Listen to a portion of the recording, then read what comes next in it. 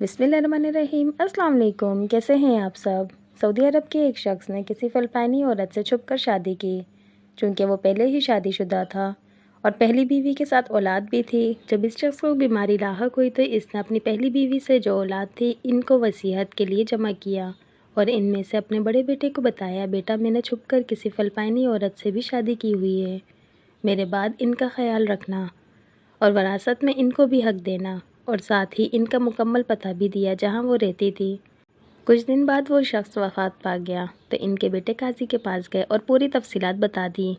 काजी ने फ़ैसला रुकवा दिया और यह हुक्म दिया कि फ़िलिपाइनी औरत को भी यहाँ पेश करें। तो बड़ा बेटा अपने वालिद मरहूम के दिए हुए एड्रेस के मुताबिक फ़िलिपाइन पहुँचा। बड़ी मुश्किल से इस गली में पहुँचा जहाँ वो रहती थी। दूसरी तरफ वो औरत जो इसके वालिद की ज़ौजा थी, इसने इसे देखकर ही बता दिया, मैं वही औरत हूँ जिसको तू तलाश कर रहा है, और मुझ तक ये ख़बर भी पहुँची है कि मेरे शौहर का इंतकाल हो गया है। तो बेटे ने भी सारी तफसीलात बता दी और इनको सऊदीया की तरफ सफ़र के लिए कायल किया और अपनी दूसरी माँ को लेकर सऊदीया पहुँचे और सीधा काजी के पास गए। तो इस औरत के हिस्से में 8 लाख रियाल आया, जो पाकिस्तानी रुपयों में तकरीबन 2 करोड़ 16 लाख के लगभग बनते हैं। और साथ ही काजी ने हुक्म दिया कि इनको उम्रे की अदायगी के बाद फ़िलिपाइन रवाना कर दिया जाए। बड़े बेटे ने ऐसा ही किया। इसके वाक़े के ठीक 4 साल बाद बड़ा बेटा फ़िलिपाइन पहुंचा। अपनी दूसरी माँ से मिलने और हाल अहवाल पूछने की गर्ज से गया। तो वहाँ पहुंचकर इसको बहुत ताज्जुब हुआ और इससे कहा, माँ जी, आपको इतनी बड़ी रकम वरासत में मिलने के बावजूद वही पुराने खस्ताहाल मकान में रह रही हैं।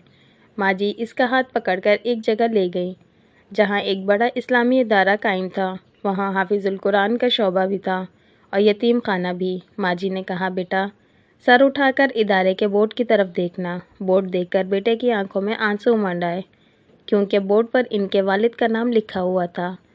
इसने एक सिफ्त औरत ने कहा, मैंने ये इदारा अपनी विरासत के पैसे से बनाया है और अपने शौहर के नाम पर वक्फ किया है, ताकि इनको इस इदारे की वजह से सवाब मिलता रहे। ये थी सच्ची मोहब्बत, वरना इस पैसे से वो एक आलीशान बंगला भी बना सकती थी। पर उन्होंने सोचा, मोहब्बत के मुकाबले में आलीशान बंगले की क्या हैसियत।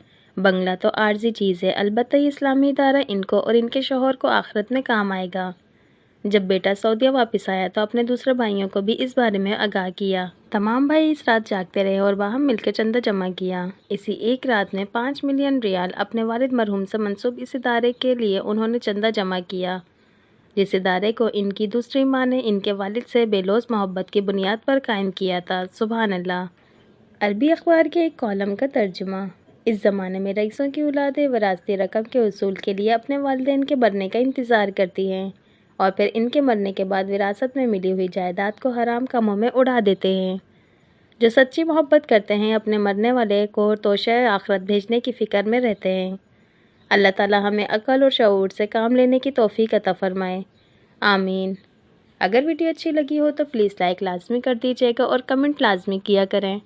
इससे हम लोगों की हौसला अफ़ज़ाई होती है। और जो मेरे चैनल पे न्यू हैं, जिन्होंने अभी तक मेरे चैनल को सब्सक्राइब नहीं किया, तो प्लीज़ सब्सक्राइब लाज़मी कर दीजिएगा और बेल आइकन के बटन को लाज़मी प्रेस कर दीजिएगा, ताकि हर नई आने वाली वीडियो का नोटिफिकेशन आपको मिल सके। इंशाअल्लाह फिर मिलते हैं नेक्स्ट वीडियो में। तब तक के लिए अल्लाह हाफ़िज़।